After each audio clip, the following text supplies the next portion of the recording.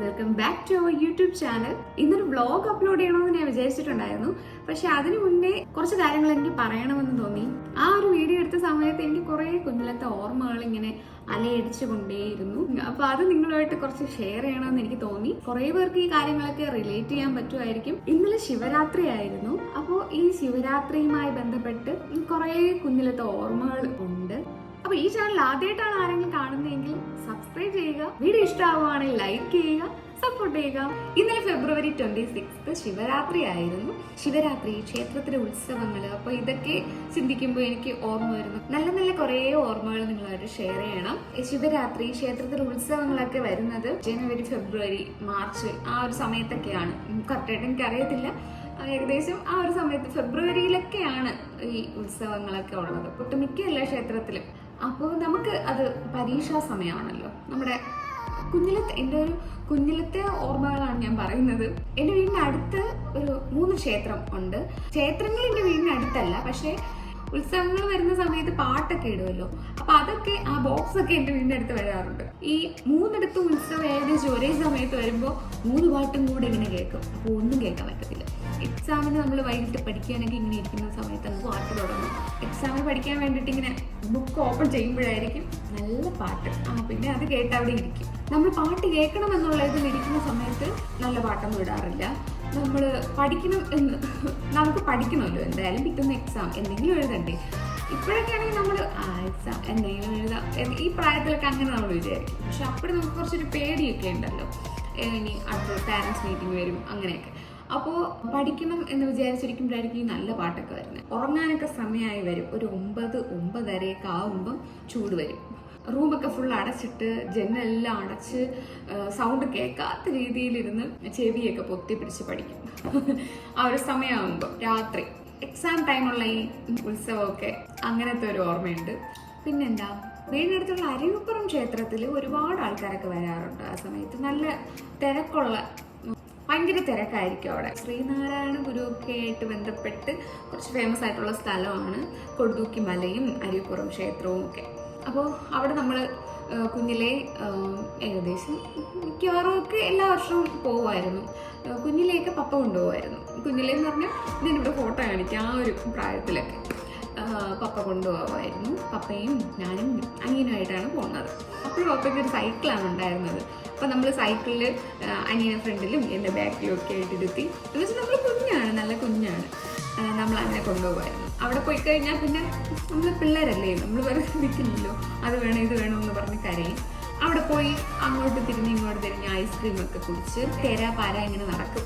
പിന്നെ തിരിച്ചു വരുമ്പം ബലൂണ്, പീപ്പി, ഓടക്കുടല്, കരിവള, അങ്ങനത്തെ കുറെ സാധനങ്ങൾ ഇങ്ങനെ വാങ്ങിക്കൊണ്ട് വരും. എനിക്കിപ്പോഴും നല്ല ഓർമ്മയുണ്ട്. ഞാൻ കരഞ്ഞ് ബഹളം വെച്ച് എനിക്കൊരു കൊക്ക്, ചുവന്ന കളറ്, മറ്റേ വീർപ്പിച്ചെടുക്കുന്ന കൊക്ക്, അത് വാങ്ങിത്തന്നു. അനിയന് എയ്റോപ്ലെയിനോ അങ്ങനെ ഒന്നും വാങ്ങിയ. എൻ്റെ കൊക്കാണെങ്കിൽ കഴുത്തിൽ നിൽക്കുന്ന സൗണ്ട് കേൾക്കും. അങ്ങനത്തെ കൊക്കായിരുന്നു. ആ കാലമൊന്നും ഇനി നമുക്ക് തിരിച്ചു കിട്ടാൻ പോകുന്നില്ല. ഇപ്പോഴും ഞാൻ പലപ്പോഴും വിചാരിക്കാറുണ്ട്, നമ്മൾ കുഞ്ഞായിട്ടിരുന്നാൽ മതിയെ, നമ്മൾ എന്തിനാ വലുതായ. കുട്ടിക്കാലം എന്ന് പറയുന്നത് അത്രയും എന്താ പറയാ, അത്രയും സ്വീറ്റ് ആയിട്ടുള്ള കുറേ മെമ്മറീസ് ഉള്ള ഒരു ചെറിയൊരു കാലഘട്ടം അത്രയാണ്. പക്ഷെ അപ്പോൾ നമുക്ക് ടെൻഷൻ ഇല്ല, നാളെ എന്നുള്ള ചിന്തയില്ല. അതിങ്ങനെ ഫ്രീ ബേർഡ്സ് ആയിട്ട് ഇങ്ങനെ പറന്ന് നടക്കാൻ പറ്റിയ കാലമായിരുന്നു അത്. വിഷയത്തിൽ നിന്ന് ഞാൻ തെന്നി മാറുന്നു. ഓക്കെ, ഇന്നലെ ശിവരാത്രി ആയിരുന്നല്ലോ. അപ്പൊ നമ്മൾ കുറച്ചു പേരായിട്ട് അരുവിപ്പുറം ക്ഷേത്രത്തിൽ പോയിട്ടുണ്ടായിരുന്നു. ക്ഷേത്രത്തിനകത്ത് നമ്മൾ കയറാറില്ല, നമ്മളിങ്ങനെ പുറത്തൂടെ നടക്കും. അപ്പൊ നമുക്ക് വീഡിയോയിലേക്ക് പോകാം. ഈവനിങ് ഒരു 5 മണിയൊക്കെ ആയപ്പോൾ നമ്മൾ വീട്ടിൽ നിന്ന് ഇറങ്ങിയിട്ടുണ്ടായിരുന്നു. ഞാനും ഏട്ടനും ഷീനയും, ഷീനയുടെ ചേട്ടനും ഹസ്ബൻഡിന്റെ അനിയനും നമ്മളെല്ലാം ഒരുമിച്ചാണ് ഇവിടെ നിന്ന് പോയിട്ടുണ്ടായിരുന്നത്. ദൂരെ നിന്ന് എന്റെ വീടൊക്കെ ഞാൻ കണ്ടു. നമ്മുടെ നെയ്യാറിന്റെ കരയിലൂടെയാണ് നമ്മൾ പോയിട്ടുണ്ടായിരുന്നത്. അവിടെ എത്രത്തോളം തിരക്കുണ്ടായിരുന്നു നമുക്ക് ഇവിടെ നിന്നേ മനസ്സിലാക്കാൻ കഴിയും. നമ്മൾ ചെന്നപ്പോൾ അത്യാവശ്യം തിരക്കുണ്ടായിരുന്നു, എന്നാലും തിരിച്ചിറങ്ങിയപ്പോൾ ഒരു രക്ഷയില്ലാത്ത തിരക്കായിരുന്നു. കാല് വെക്കാൻ സ്ഥലമില്ലായിരുന്നു.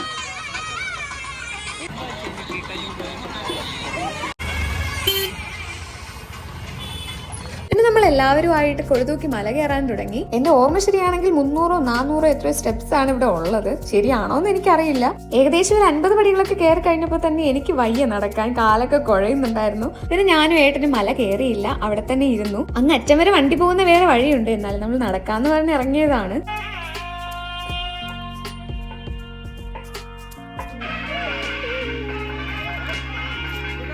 കുറച്ചു ടൈം നമ്മൾ അവിടെ ഇരുന്നപ്പോൾ തന്നെ മഴ പെയ്തു തുടങ്ങി. പിന്നെ നമ്മൾ താഴോട്ട് ഇറങ്ങി. ഭാഗ്യത്തിന് അധികം നേരം ഉണ്ടായിരുന്നില്ല, കുഞ്ഞു മഴയായിരുന്നു. കുറച്ച് കഴിഞ്ഞപ്പോഴേക്കും ഇവരെല്ലാം അവിടെ എത്തിയിട്ടുണ്ടായിരുന്നു.